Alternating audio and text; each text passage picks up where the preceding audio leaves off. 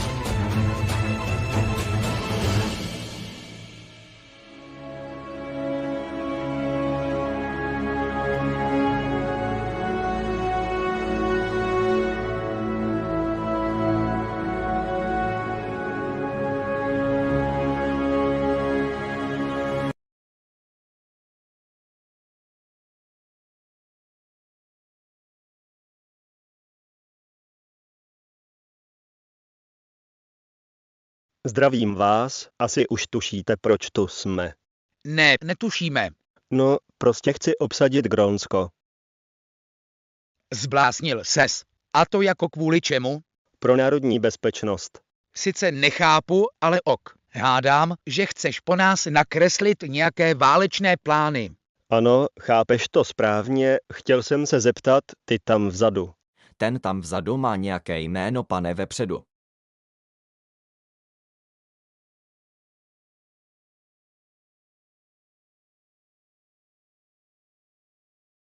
Hele, nemluv se mnou takhle, jinak tě vyhodím, já nemám čas si pamatovat všechna jména. Máte to v protokolu, pane. No, to je jedno, tak mi nakreslete ty plány.